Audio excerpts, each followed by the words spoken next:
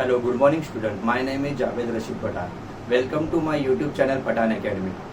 Today starting the topic of mathematical logic in a class of 12th standard. ठीक है student, ये 12th standard का first chapter है mathematical logic. ये commerce section में भी है और साइंस सेक्शन में भी है। तो जो हमारा आज का वीडियो है स्टार्टिंग का जो इंट्रोडक्शन है, तो वो वीडियो तुम लोग कॉमर्स वाले भी स्टूडेंट देख सकते हो और साइंस वाले भी स्टूडेंट देख सकते हो। ठीक है, तो इसके बाद जो स्टार्ट होएगा, पहले साइंस के रहेंगे वीडियो में अपलोड करूंगा, उसके बाद में मैं कॉमर्स के वीडियो अपलोड करूंगा। ठीक है, तो ये जो फर्स्ट वाला वीडियो है दोनों के लिए। ठीक है, मैथमेटिकल लॉजिक होता क्या? ठीक है, मैथमेटिकल लॉजिक क्या होता है ये सबको पता है। मैथमेटिकल एंड लॉजिक ये दोनों डिफरेंट नहीं, दोनों सेम ही है, दोनों एक साथ ही होते हैं। फॉर एग्जाम्पल मैं मतलब मेरा बोलने का मतलब ये है, जो लॉजिक होता है वो क्या होता है? रीजनिंग होता है। मैथमेटिक्स के जितने भी प्रूफ है वो लॉजिकली ये मतलब रीजन है, रीजनिंग है उसके अंदर। कोई भी हम लोग प्रूफ करते थे उसके लिए हमें रीजन चाहिए होता है, तो रीजन होने के बाद ही हम लोग प्रूफ कर सकते हैं। तो मैथमेटिक्स और लॉजिक ये दोनों एक ही है, मतलब एक ही थाली के तट्टे पट्टे है। ठीक है, अब मैथमेटिकल एंड लॉजिक मैंने बताया, तुम लोग एक सेंटेंस बोलूंगा सिंपल सा मैं एक, जो मैथमेटिशियन होता है ना वो एक गुड लॉजिशियन भी होता है, लेकिन लॉजिशियन मैथमेटिशियन नहीं होता। ये सच है, ये ट्रू है मतलब दुनिया में का। ठीक है, चलो हमें इसमें कुछ लेना देना है नहीं। ठीक है, अब इसके अंदर जो फर्स्ट टॉपिक है मैंने यहाँ बोर्ड पे लिखा है स्टेटमेंट। ठीक है, सब लोग ध्यान से देखना। स्टेटमेंट देखो, मैं पूरा मतलब ये नहीं है कि मतलब पूरा इंडेक्स बता रहा हूँ फिर उसके बाद मैं टॉपिक स्टार्ट कर रहा हूँ, नहीं। जैसा टॉपिक है डायरेक्ट स्टार्ट कर रहा हूँ मैं, इजीली तुम लोग को समझ में आएगा। ठीक है, नहीं समझ में आता तो कमेंट में मैसेज करना, मैं फिर से एक्सप्लेन करूंगा। ठीक है, अब तुम लोग बोलेगे सर मैथमेटिक्स के अंदर स्टेटमेंट ये सब मतलब इंग्लिश का मतलब लैंग्वेज के सारे सब जो टॉपिक्स कहाँ से है? देखो हमें सिर्फ ज्यादा नहीं, थोड़ा सा ही है। ठीक है, अब स्टेटमेंट तुम लोग को मालूम रहेगा, तुम लोगों ने कभी सोचा भी नहीं कि स्टेटमेंट जैसा टॉपिक कोई मैथमेटिक्स के अंदर आएगा। अब इसका एक डेफिनेशन है, डेफिनेशन एग्जाम में नहीं आएगा, लेकिन हमें वो स्टेटमेंट मतलब जो डेफिनेशन के ऊपर से जो सम रहेंगे वो सॉल्व करने हैं। मतलब हमें क्वेश्चन कैसे आएंगे मालूम है? जो 12th बोर्ड एग्जाम के टाइम पे कि कुछ क्वेश्चन दिए रहेंगे, तुम लोग को चेक करना है कि वो स्टेटमेंट है या नहीं है। तुम लोग सर ऐसा कैसा स्टेटमेंट तो सभी होते नहीं, कुछ चीजें कुछ मतलब कुछ रीजन है, कुछ मतलब रूल्स है। ठीक है, स्टेटमेंट हम लोग किसको बोलते हैं? देखो मैं उसकी सिंपल से एक डेफिनेशन तुम लोग को बताऊं। It is a declarative sentence. मैं बोर्ड पे भी लिखता हूं।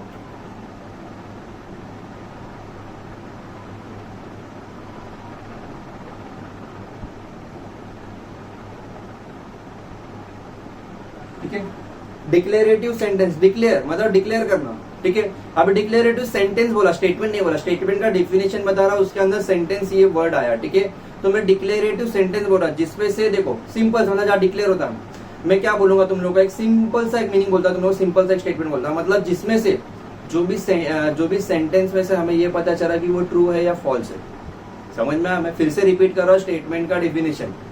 कोई भी सेंटेंस में से हमें ये सेंटेंस बोल रहा हूँ मैं, कोई भी सेंटेंस में से हमें ये पता चला कि वो ट्रू है या फॉल्स है, उसको हम लोग बोलेंगे स्टेटमेंट। ठीक है, फॉर एग्जाम्पल मैंने बोला Ram is a boy, true है, तो ये क्या हो गया? स्टेटमेंट हो गया। ठीक है, मैं फॉर एग्जाम्पल अभी हमारा जो सब्जेक्ट है मैथमेटिक्स है, तो उसका एग्जाम्पल लेता हूँ। फॉर एग्जाम्पल मैंने लिखा 3 + 4 = 7, तो तुम लोग बोले सर ये राइट है, तो ये ट्रू है ना, तो हमें पता चला ये ट्रू है करके, तो ये स्टेटमेंट है। लेकिन मैं लिखता हूँ 4 + 5 = 11, तुम लोग बोलोगे सर पॉसिबल नहीं है, 4 + 5 = 9 होता है, लेकिन हमें क्या चेक करना है कि वो स्टेटमेंट है या नहीं। तो ये भी स्टेटमेंट है। 4 + 5 ये फॉल्स है, लेकिन स्टेटमेंट है ना, जहां से हमें ट्रू और फॉल्स का पता चला है, इसको हम लोग बोलते हैं स्टेटमेंट। ठीक है स्टूडेंट,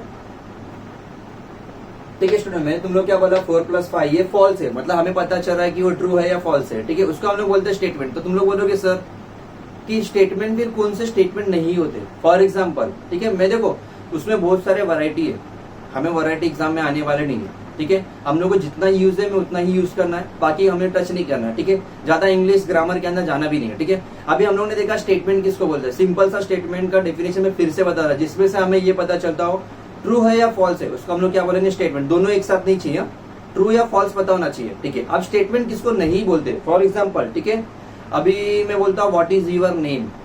देखो मैं बोर्ड पे क्वेश्चन लिख रहा हूँ,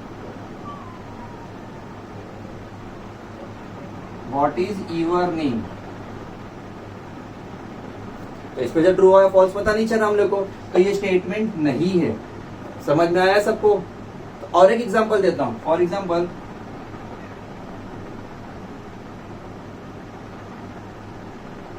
ओ एक्सक्यूज मी, ठीक है, इसमें से ही पता नहीं चला कि ट्रू है या फॉल्स है।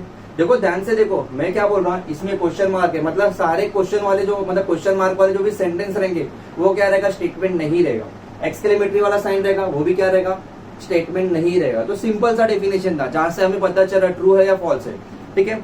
अभी तुम्हारे एग्जाम में सबसे ज्यादा सम कैसे आएंगे? अभी मैं ऐसा तो नहीं बोलूंगा Mumbai is the capital of क्या बोलते हैं महाराष्ट्र, तो ये तो ट्रू है, तुम लोग बोलोगे सर ये स्टेटमेंट है।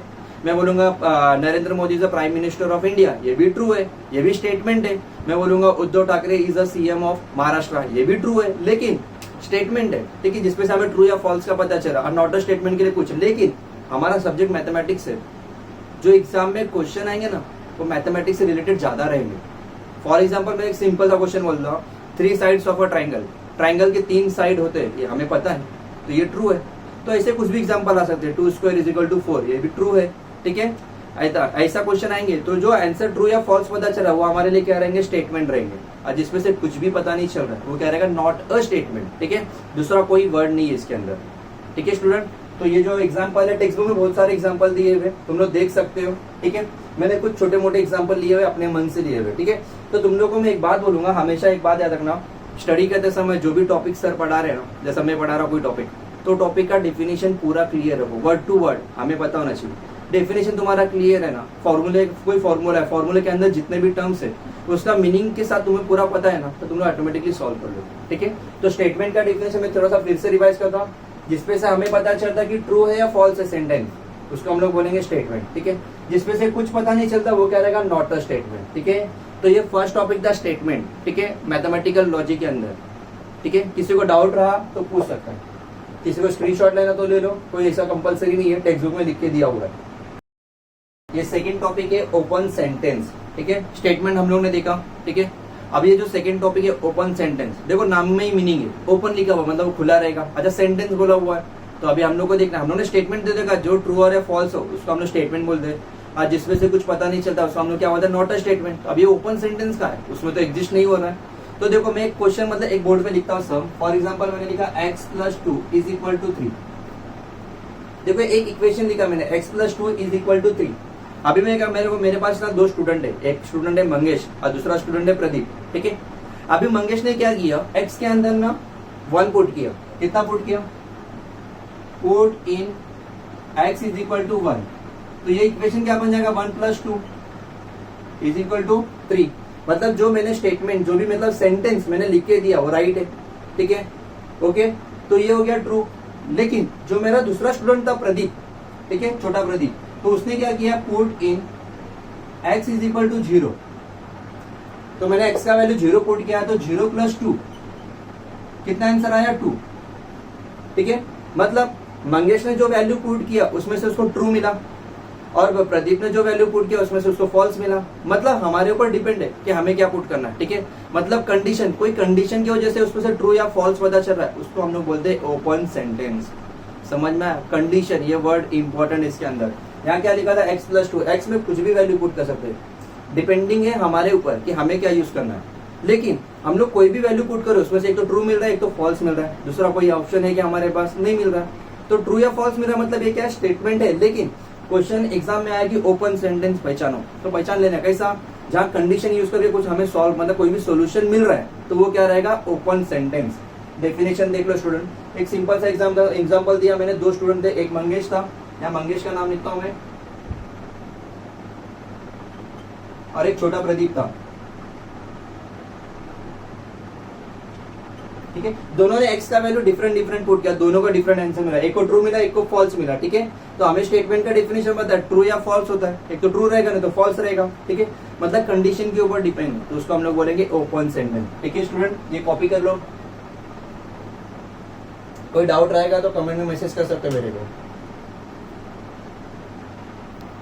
ठीक है स्टूडेंट। ये थर्ड टॉपिक है लॉजिकल कनेक्टिव्स, ठीक है। लॉजिकल कनेक्टिव्स के आगे हम लोग को सिंपल एंड कंपाउंड स्टेटमेंट करके ऐसा लिखा हुआ भी है, ठीक है। वो टॉपिक हम लोग अलग से देखते हैं। अभी लिखा है लॉजिकल कनेक्टिव्स। क्या होता है? कनेक्टिव, कनेक्शन, कनेक्टिविटी, ठीक है।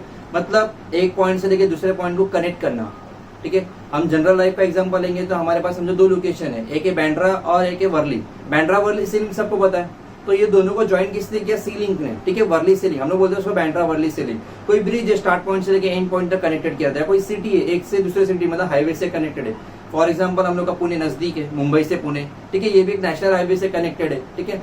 तो मतलब कनेक्शन एक दूसरे से लेके, अभी हम लोग ने मैथमेटिक्स के अंदर ना ऑपरेशन देखे, ऑपरेशन कैसा करते थे हम लोग, plus minus into and divide, ये चार के ऊपर ही मैथमेटिक्स के ऑपरेशन होते हैं, ठीक है। तो वैसे ही कनेक्टिव, लेकिन कनेक्टिव के पहले इन्होंने क्या वर्ड लिखा, लॉजिकल। तो लॉजिकल कनेक्टिव्स होते क्या, तो वो मैं स्टार्ट करने जा रहा हूँ। फर्स्ट है, इसके अंदर जो स्टार्टिंग में आता है उसका नाम है एंड, ठीक है। तो तुम लोग बोलेगे सर ये सब यूज कहाँ करेंगे, मतलब समझ में नहीं आ रहा सर, मैथमेटिक्स नहीं लग रहा है। तो ऐसा कुछ नहीं है, मैथमेटिक्स का ही पार्ट है ये लॉजिक, ठीक है। देखो ज्यादा थ्योरेटिकल नहीं है। अब एंड मैंने लिखा है, हम लोगों ने इसके पहले क्या पढ़ा, ओपन सेंटेंस, उसके पहले क्या पढ़ा, स्टेटमेंट। स्टेटमेंट के अंदर कौन था, सेंटेंस था। तो सेंटेंस को ज्वाइन कर दे, या सेंटेंस के अंदर हम लोगों ने एंड यूज किया, तो हो गया हम लोग का लॉजिकल कनेक्टिव्स, ठीक है। अब तुम लोग बोले सर हम लोग एंड कैसा यूज करेंगे, समझो मेरे पास दो स्टूडेंट है मेरे, एक स्टूडेंट का नाम है मंगेश,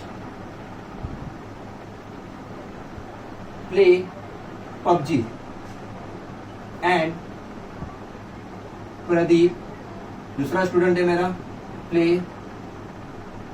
क्रिकेट।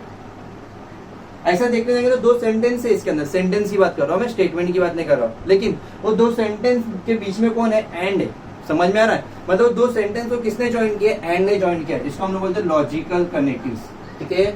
समझ में आया सबको, तो इसको बोलते हैं हम लोग लॉजिकल कनेक्टिव्स। देखो इसके अंदर और एक टॉपिक है, टेक्स्ट बुक में तुम लोग पढ़ोगे, सिंपल एंड कंपाउंड स्टेटमेंट। किसको बोलते हैं, सिंपल और कंपाउंड, हम लोग दोनों में डिफरेंस क्या होता है। मैंने सिर्फ ऐसा लिखा कि मंगेश प्ले क्या बोलते हैं, मैंने लिखा कि नहीं चलो ठीक है, मैंने लिखा मंगेश प्ले पबजी, वो एक पैटर्न हो गया मेरा। और दूसरा मैंने यहाँ बोर्ड पे लिखा है Mangesh play PUBG and Pradeep play cricket. तो मैंने जो पहले बोला था उसमें और इसमें डिफरेंस क्या है, तो इसके अंदर दो चीजें, दो जन है, दो इंसान है, दो स्टूडेंट है, एक मंगेश और एक प्रदीप। उसमें कौन था, सिर्फ मंगेश ही था, समझ में आया, मतलब वो सिंगल था। और जिसके अंदर एक से ज्यादा सेंटेंस आते हैं ना, उसको हम लोग बोलते हैं कंपाउंड स्टेटमेंट। और जो सिर्फ सिंगल अकेला होता है उसको हम लोग बोलते हैं सिंपल स्टेटमेंट। समझ में आया, ठीक है। तो हमारा मेन टॉपिक था कनेक्टिव, इसके अंदर हम लोगों ने यूज किया एंड। अभी हमारा सब्जेक्ट मैथमेटिक्स है, तो मैथमेटिक्स के एग्जाम्पल भी आएंगे। फॉर एग्जाम्पल ऐसा लिख के आएगा 2 + 3 = 5 एंड 3 + 4 = 7। कोई इशू नहीं, हमें सिर्फ कनेक्टिव चेक करना है कि अंदर क्या कनेक्टिव दिया हुआ है करके, ठीक है। तो ये एंड था, और एंड का एक सिंबल होता है, जैसा हर कंपनी के एक लोगोस होते हैं, सिंबल होते हैं, तो एंड का भी एक सिंबल है ऐसा, उल्टा वी, ठीक है। जो वी लिखते हैं उसको हम लोग को उल्टा करना है, ठीक है, उसको हम लोग बोलते हैं एंड। इसका भी दूसरा नाम है और, ठीक है। और का भी एक सिंबल है उल्टा वी। उल्टा वी जो हम लोग ने एंड में लिखा था, इसका क्या होता है, नॉर्मल वी होता है, ठीक है। समझ में आया, ठीक है। ये और है, अब इसको यूज कैसा करना स्टेटमेंट में, वही स्टेटमेंट हम लोग लेंगे फिर से। मंगेश, आज ज्यादा गर्मी हो रही है, प्ले पबजी और प्रदीप प्ले क्रिकेट, ठीक है। तो इसके अंदर मैंने कनेक्टिविटी कौन सा यूज किया, और, ठीक है। तो वैसा ही एंड एक कनेक्टिव था लॉजिकल, और दूसरा था और। ऐसे और दो है और एक थर्ड भी है, मतलब टोटल 5 है, लेकिन कनेक्टिव देखेंगे तो 4 ही है, और जो 5th वाला वो थोड़ा डिफरेंट है। तो फर्स्ट था एंड और सेकंड था और। देखो याद रखो, रट्टा मत मारना, तुम लोगों को अभी थोड़ा थोड़ा समझता रहेगा, या किसी को अच्छे से समझ में भी आ गया रहेगा। जिसको पूरा नहीं समझा कोई इशू नहीं, आगे और जब जब एग्जाम्पल आएंगे ना तो समझ में आएगा। कैसा होता है, हम लोग का एक पैटर्न होता है, हमें एग्जाम्पल जल्दी समझ में आते हैं, ठीक है। तो ये याद रखो, इधर मैंने और यूज किया, इधर एंड यूज किया। बाकी ये सेंटेंस कुछ भी देने दो ना, अपने को कोई प्रॉब्लम नहीं, कुछ भी देने दो, ठीक है। तो मैंने और यूज किया और एंड, ये दो कनेक्टिव्स बताया। अभी थर्ड वाला बताता हूँ, पहले ये कॉपी कर लो तुम लोग, इसका चाहिए तो स्क्रीनशॉट ले लो। हम लोग ने दो कनेक्टिव्स देखा, एक देखा एंड देखा, सेकंड देखा और देखा, ठीक है। अब थर्ड वाला हम लोग जो स्टार्ट करने जा रहे हैं, वो थर्ड वाला उसका नाम है इफ देन, ठीक है। इसका सिंबल इजी है, सिंगल एरो, ठीक है। फॉर एग्जाम्पल मैंने लिखा if Mangesh play PUBG then Pradeep play cricket. देखो इफ इधर यूज किया और देन इधर यूज किया, हो गया इफ देन। समझ में आ रहा है, मैं सारे इसमें एक ही एग्जांपल ले रहा हूँ क्योंकि तुम लोग को इजीली समझ में आए और तुम लोग कंपेयर कर सको कि क्या यूज हुआ। फर्स्ट था एंड था, सेकंड था और, ठीक है। अब थर्ड क्या लिखा मैंने, इफ देन, ठीक है, याद रखो अच्छे से। और जो फोर्थ वाला है सबसे इंपॉर्टेंट भी है और इजी भी है, ज्यादा हार्ड नहीं है, इफ ओनली इफ, ठीक है। इफ ओनली इफ, इसको डायरेक्ट हम लोग उसका जो सिंबल देखेंगे उसको ऐसा लिख सकते हैं, डबल एरो। इसको हम लोग डायरेक्टली आई डबल एफ भी बोल सकते हैं। तो if only if Mangesh is a place, जो भी एग्जांपल मैंने दी है वो एग्जांपल तुम लोग मतलब इसको कंटिन्यू कर सकते हो, ठीक है। तो ज्यादा हार्ड नहीं है। तो ये 4 कनेक्टिव्स है, ठीक है। तो फर्स्ट वाला था एंड था, सेकेंड वाला और था, थर्ड वाला इफ देन था, और फोर्थ वाला था इफ ओनली इफ। उन लोग के सिंबल भी बताया, हम लोग को सबसे ज्यादा यूज होने वाला है सिंबल, तो सिंबल पता होना चाहिए। जो उल्टा वी था वो था एंड, और जो नॉर्मल वी था क्या बड़ा सा वी वो था और। इफ देन के लिए सिंगल एरो और इफ ओनली इफ के लिए डबल एरो, ठीक है। और आई डबल एफ शॉर्टकट है इफ ओनली इफ का, तुम लोग यूज कर सकते हो, ठीक है। कोई प्रॉब्लम नहीं है। टेक्स्ट बुक में बहुत सारे एग्जाम्पल दिए हुए, देखो एग्जाम्पल इसलिए दिए कि तुम लोग को टॉपिक क्लियर रहना चाहिए तुम्हारा, इसकी वजह से एग्जाम्पल दिए हुए। तो हमें ज्यादा घबराना नहीं है, ठीक है। चारों कनेक्टिविटी हम लोगों ने सॉल्व की है, चेक भी कर लिए, ठीक है। अभी जो ठीक है स्टूडेंट, हम लोग ने लॉजिकल कनेक्टिव्स देखा। कनेक्टिव्स में क्या देखा हम लोग ने, स्टार्टिंग में एंड देखा, फिर और देखा, फिर थर्ड देखा इफ देन, फिर फोर्थ देखा इफ ओनली इफ। अभी हम लोग फिफ्थ पॉइंट है, ये कनेक्टिव्स नहीं है लेकिन ये थोड़ा सा डिफरेंट है। इसका नाम है निगेशन, इसका सिंबल भी मैंने लिखा हुआ है बोर्ड पे। अब निगेशन, इसके नाम के ऊपर से तुम लोग को मीनिंग समझ में आ गया रहेगा। निगेशन मतलब निगेटिविटी, नॉर, नेवर, नॉट, मतलब ये निगेशन के सिमिलर वर्ड ही है, ठीक है। अब हम लोग ने पढ़ा क्या स्टार्टिंग में टॉपिक स्टेटमेंट, तो स्टेटमेंट का निगेशन करना है। फॉर एग्जांपल मतलब कोई भी स्टेटमेंट है उसका निगेशन करने के लिए हम लोग को आएगा, ठीक है। तो कुछ भी नहीं करना, जो स्टेटमेंट गिवन है, मैं देखो इसकी डेफिनेशन बता रहा, सिंपल सी डेफिनेशन है जो एग्जाम में नहीं आएगी लेकिन हमें अप्लाई करना है, ठीक है। तो निगेशन की डेफिनेशन क्या है, जो भी स्टेटमेंट दिया है उस स्टेटमेंट को नॉट, नेवर या नॉर कुछ भी लगा देना है, ठीक है। वो रेडीमेड स्टेटमेंट को उठाना है और उसको लिख देने का कि वो मतलब उसको स्टार्टिंग में नॉर लिखो या मिडल में कहीं भी नॉर लिख देना, ठीक है। हो गया तुम्हारा निगेशन। देखो फॉर एग्जाम्पल बोर्ड पे मैं एक सम लिखता हूँ, मतलब एक स्टेटमेंट लिखता हूँ, मंगेश इज प्ले क्रिकेट। ये मेरा स्टेटमेंट दिया हुआ है, मेरे को इसको निगेशन करना है, तो मैं क्या लिखूंगा, Mangesh is not play cricket,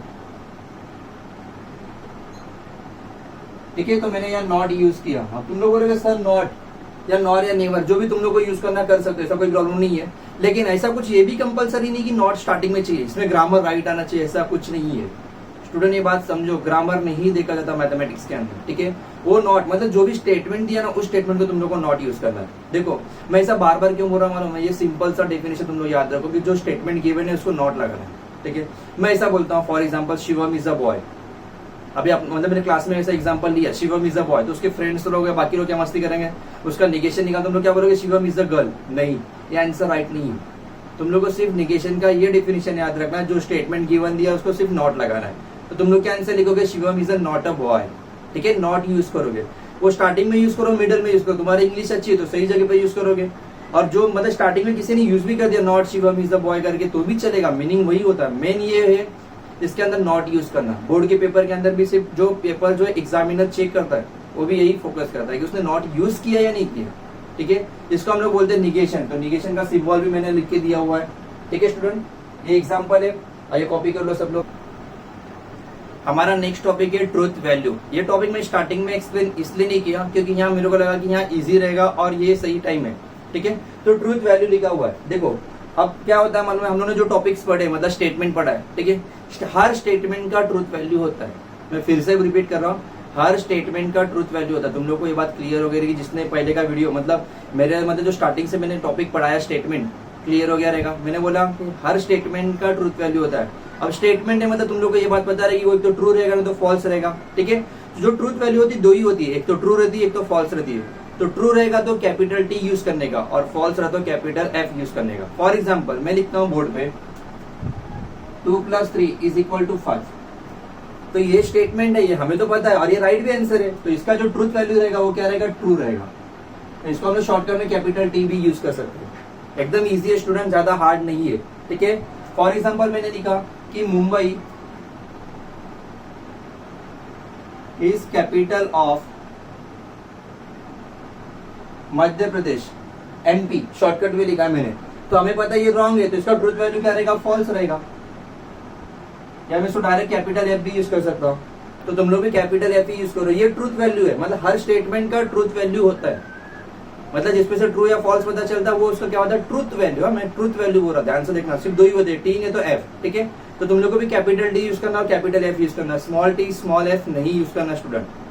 क्यों मालूम, मैंने ये टॉपिक यहाँ लिया क्योंकि इसके आगे अभी जो मैं पढ़ाने वाला वो ट्रूथ टेबल है। ट्वेल्थ का सबसे इंपॉर्टेंट टॉपिक और सबसे इजी टॉपिक। कोई भी स्टूडेंट हो जिसने आज तक मैथ्स नहीं भी पढ़ा रहेगा ना, वो भी अच्छे से स्कोर कर लेगा उसके अंदर, ठीक है।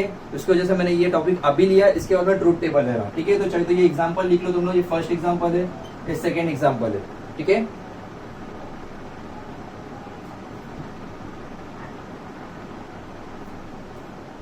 इसका स्क्रीनशॉट ले लो स्टूडेंट, ठीक है। स्टूडेंट ये सबसे मेन टॉपिक है ट्रूथ टेबल, ठीक है। अभी ट्रूथ टेबल होता है, दूसरा एक होता है स्विच टेबल, ठीक है। स्विचिंग टेबल तो अभी बाद में से देखेंगे हम लोग, अभी स्टार्टिंग में देख रहे ट्रूथ टेबल। 100% एग्जाम में आता है ये, ठीक है, ट्रूथ टेबल। अब तुम लोग बोलोगे सर ट्रूथ टेबल अभी किसका बनाना, टेबल तो बनाना ही रहेगा, कॉमन सी बात है। अब उसके अंदर यूज क्या करना है, देखो हम लोगों ने कनेक्टिविटीज देखा था, कनेक्टिव्स, लॉजिकल कनेक्टिव्स, एंड, और, इफ देन, इफ ओनली। फिर फिफ्थ वाला पॉइंट जो हम लोग ने लिया था निगेशन, उसका भी ट्रूथ टेबल है। मतलब तुम लोग को ये समझना जो कनेक्टिव्स है ना, लॉजिकल कनेक्टिविटी है, ठीक है, उनके हर एक के ट्रूथ टेबल होते हैं, ठीक है। अब वो कैसे सॉल्व करने में थोड़ा सा शॉर्टकट तुम लोग को जो फॉर्मूले है उसके फॉर्मूले बता देता हूँ, ठीक है। देखो अभी जो लॉजिकल कनेक्टिव्स में सबसे स्टार्टिंग में क्या था, एंड था, ठीक है। मैं पहले एंड का ट्रूथ टेबल बताता था तुम लोग को। एंड का सिंबल सबको पता है कि ये था, ठीक है। तो एंड का फॉर्मूला क्या होता है, एंड का फॉर्मूला मैं सामने ही लिख रहा हूँ उधर ब्रैकेट के अंदर डाल के, सब लोग याद रखना। अभी फॉर्मूला मतलब सिंपल सा फॉर्मूला, ज्यादा हार्ड नहीं है। एंड में क्या होता है, जब टी एंड टी रहा तो आंसर टी रहेगा और बाकी टाइम पे एफ रहेगा। देखो कुछ नया है, समझ में नहीं आया रहेगा, भूल जाओ, फिर से एक्सप्लेन करता हूं मैं, ठीक है। तुम लोगों को ये टी पता है, कैपिटल टी पता है, मतलब ट्रूथ वैल्यू किसी ना किसी का तो रहेगा, दो टर्म्स का, ठीक है। वो आएगा, मैं जब भी आएगा मैं बता दूंगा तुम लोगों को। सिर्फ तुम लोग को एंड का फॉर्मूला क्या रहेगा, टी एंड टी है, दो टी है और बीच में एंड का सिंबल है, तो आंसर क्या रहेगा, टी। और समझो ऐसा नहीं है, और एंड का सिंबल है लेकिन डिफरेंट है, डिफरेंट है मतलब कभी एफ है इधर, कभी इधर भी एफ है, तो आंसर क्या रहेगा, फॉल्स रहेगा। सिर्फ ये दोनों रहेंगे और बीच में एंड है, तो आंसर क्या रहेगा, ट्रू रहेगा। अब इसका ट्रूथ टेबल देखो, यहाँ पर लिखता हूं मैं। अब ट्रूथ टेबल में सिर्फ दो ही एलिमेंट का बता रहा तुम लोग को, पी और क्यू का। पी क्यू आर का भी होता है, वो आगे आएगा, जब आएगा तब बताऊंगा, अभी फिलहाल दो का फोकस करो। तो मैंने लिखा पी और क्यू, ये दो एलिमेंट है, ये दोनों एलिमेंट को मैं ज्वाइन कर रहा हूं, पी एंड क्यू,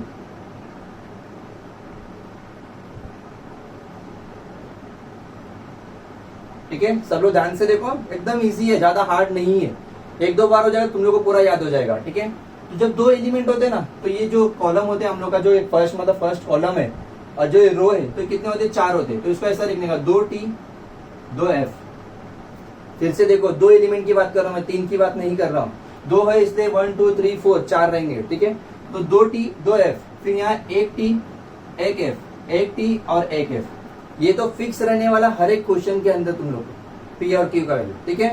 अब तुम लोग को क्या फाइंड आउट करना है, पी एंड क्यू। करना क्या है, एंड है, और एंड का फॉर्मूला क्या लिखा ऊपर, टी एंड टी रहा तो टी, तो चेक करो दोनों जगह पे टी टी किधर है, इधर है, तो ये आंसर टी है। और कहीं भी है क्या, सिर्फ इधर टी है लेकिन इधर टी नहीं है, कहीं भी मैच नहीं हो रहा, तो बाकी का आंसर क्या रहेगा तुम्हारा, फॉल्स। हो गया ट्रूथ टेबल, ये 2 मार्क्स का क्वेश्चन है तुम्हारा, ठीक है स्टूडेंट। फिर से ध्यान से देखो, मैं फिर से एक्सप्लेन करता हूँ। एंड का कनेक्टिव्स ले रहे हम लोग, इसका ट्रूथ टेबल निकाले, फॉर्मूला है टी एंड टी रहा तो टी रहेगा। ये पी और क्यू कंफर्म होते हैं, पी क्या होता है, दो टी दो एफ, और क्यू क्या होता है, एक टी एक एफ, एक टी एक एफ। अब जो उन्होंने एंड बोला था, एंड सॉल्व करना है। अभी और है तो और का फॉर्मूला मैं अभी आगे एक्सप्लेन करूंगा तुम लोग को, ठीक है। तो ध्यान से देखो, एंड का फॉर्मूला क्या है, टी एंड टी रहा तो टी, तो टी एंड टी सिर्फ यही है, बाकी कहीं भी नहीं। और एक बात बोलूंगा मैं तुम लोग को, जो जैसे पोजीशन पे ना वही पोजीशन पे रखना, सोच इंटरचेंज मत करना, ठीक है, तो पूरा आंसर डिफरेंट हो जाएगा। तो ये बनाया, ये हो गया ट्रूथ टेबल, 2 मार्क्स के लिए आते हैं।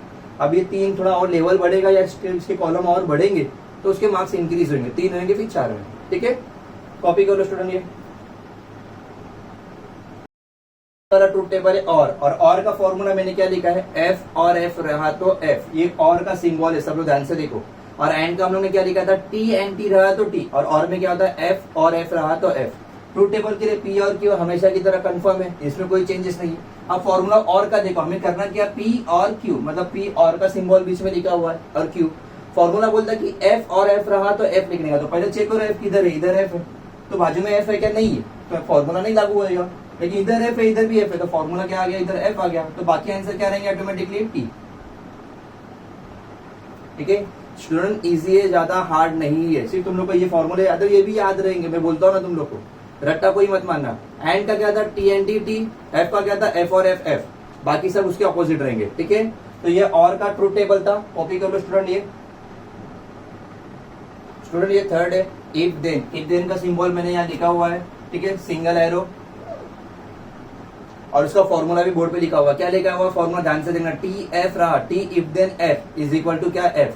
देखो मैं फिर से बोल रहा हूँ, एफ पहले नहीं है, एफ बाद में, पहले टी है, तो उसका पोजीशन हमें चेंज नहीं करना है। तुम लोग बोलोगे सर चलेगा, ऐसा नहीं चलेगा।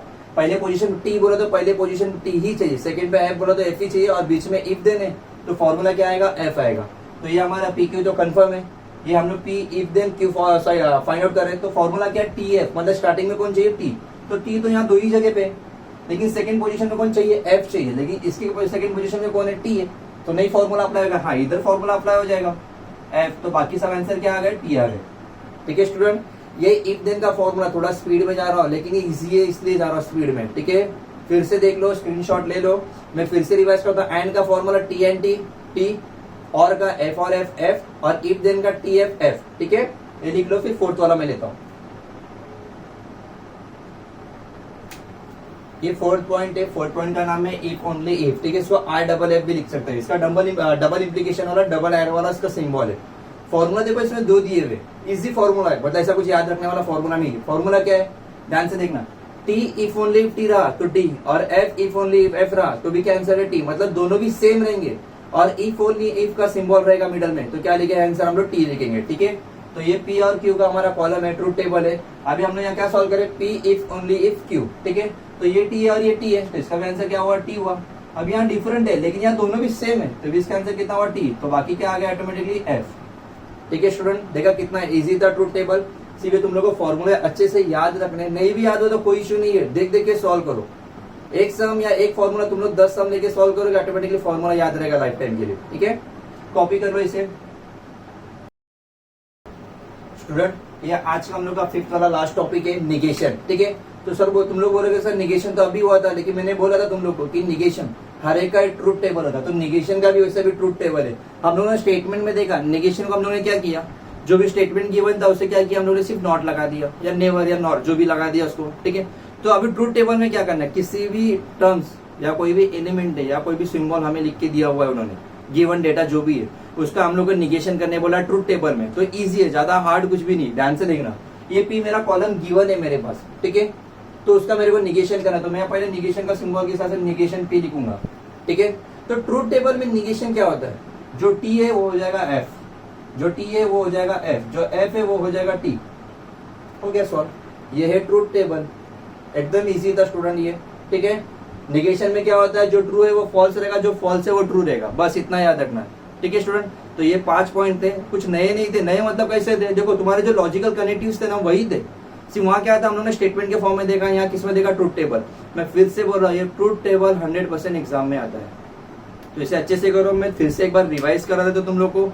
ठीक है स्टूडेंट, पहले हम लोग ने देखा एंड का फॉर्मूला क्या था, टी एन टी रहा तो टी। सेकेंड था और का फॉर्मूला क्या था, एफ और F is equal to F. मेरे साथ में बोलो तुम लोग समझ में आ जाएगा। थर्ड था इफ देन, टी एफ रहा तो एफ। ठीक है, और फोर्थ वाला फॉर्मूला था इफ ओनली इफ का, उसमें दो कंडीशन है, T if only if T रहा या F if only if F रहा, मतलब दोनों भी सेम रहा, तो आंसर क्या आया था, टी। और सबसे फिफ्थ इंपॉर्टेंट और सबसे छोटा और सबसे इजी वो क्या होता है, जहां ट्रू है वहां फॉल्स लिख रहे हैं, और जहां फॉल्स है वहां क्या लिखना है, तुम लोग को ट्रू लिखना है। ठीक है, तो जो स्टेटमेंट तुम लोग को दिया हुआ है कि मतलब उसको निगेशन करना है, ट्रूथ टेबल स्टेटमेंट के फॉर्म में रहा तो नॉट लगा देने का, ट्रूथ टेबल के फॉर्म में रहा तो टी का एफ और एफ का टी कर देना। तो स्टूडेंट ये इजी है, ये इंट्रोडक्शन था, एक्सरसाइज के पहले वाले सब पार्ट थे। अब हम लोग नेक्स्ट लेक्चर में एक्सरसाइज स्टार्ट करेंगे, उसके लिए तुम्हारे ये सब टॉपिक क्लियर होना जरूरी है। ठीक है, तो ये वीडियो अच्छे से देखो, कुछ डाउट रहा तो कमेंट में मेरे को मैसेज कर सकते हो, जो भी डाउट रहेगा मैं इंशाल्लाह मैं वो क्लियर मतलब पूरा ट्राई करूंगा कि वो अच्छे से अच्छा क्लियर करो। ठीक है, तो नेक्स्ट वीडियो में हम लोग एक्सरसाइज स्टार्ट करेंगे, साइंस का, कॉमर्स का बाद में से स्टार्ट करेंगे। ठीक है, वीडियो अच्छा लगे तो लाइक करो, शेयर करो, जो भी तुम्हारे फ्रेंड सर्कल में जितने भी कुछ स्टूडेंट ऐसे जो क्लासेस वगैरह नहीं लगा सकते तो ये वीडियो उन्हें शेयर करो। ठीक है, लाइक करो और सब्सक्राइब करो। ठीक है स्टूडेंट, थैंक यू।